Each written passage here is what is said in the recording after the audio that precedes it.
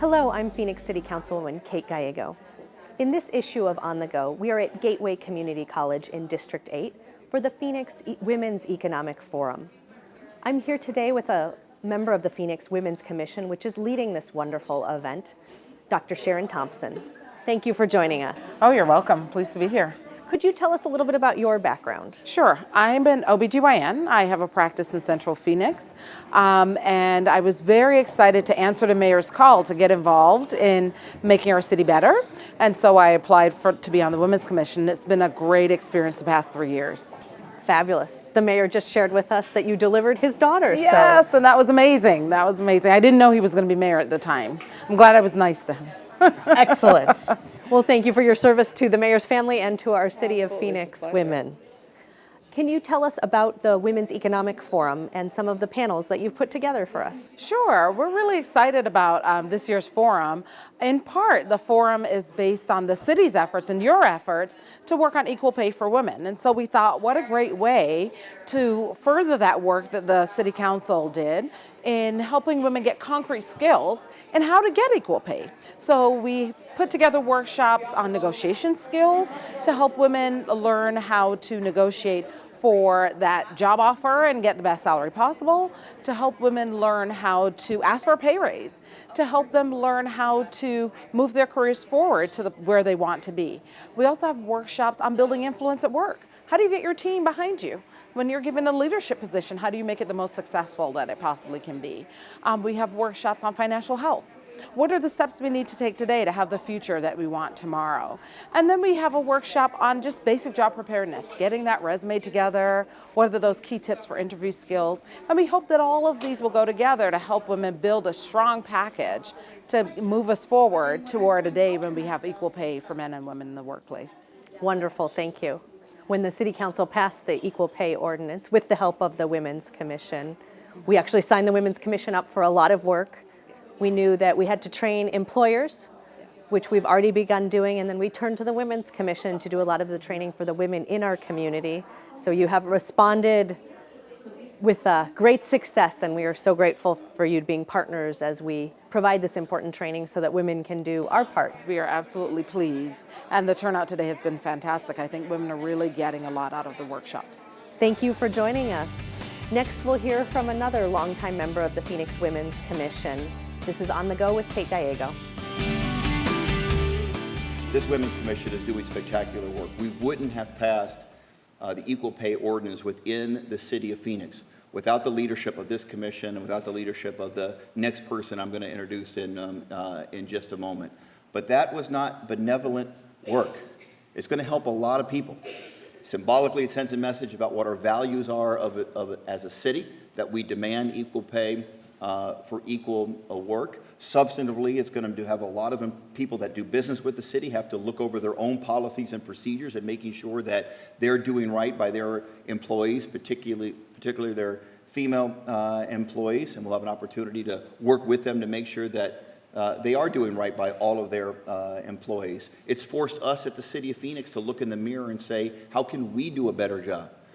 Making sure not only for equal pay for equal work, but that we're promoting women into leadership capacities at the city, particularly in non-traditional fields, law enforcement, the fire department, and other areas where there haven't traditionally been as many women in the workforce. It's incumbent upon us to do the extra mile to reach out and do that. This commission is helping us to be a better city because it's pushing the envelope.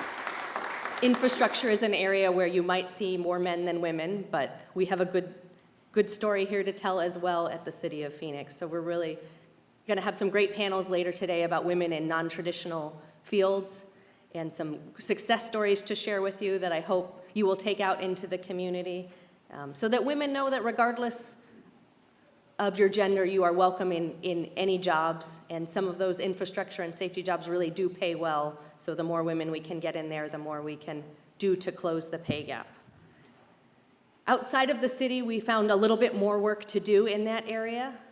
Women in this area generally about 83 cents on the dollar compared to men, so that's better than the national average, which regrettably is 77 cents on the dollar compared to men doing the same work, which is an important point. We had a huge fight with the the local editorial board about whether this was a legitimate issue or women just chose lower paid occupations.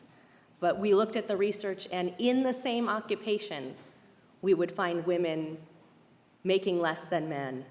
It's become high profile because of actresses like Jennifer Lawrence talking about how much they made compared to their male counterparts.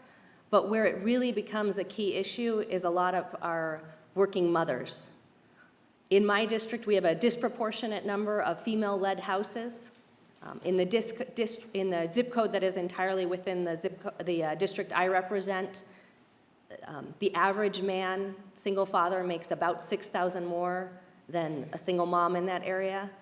And it's not a good story for either group. It's $28,000 for the average single father and about $6,000 less for the average single mother. So we need to work on growing the pie for everyone.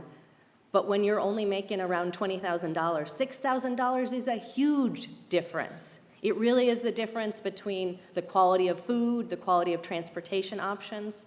For some women, it's choosing between their own prescription drugs for health and making sure their kids get the investments they need.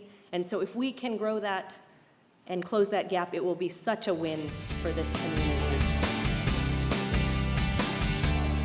And now we're going to talk with Commission Member Lisa Martinez. Thank you so much for your service on our Phoenix Women's Commission. Absolutely, my pleasure.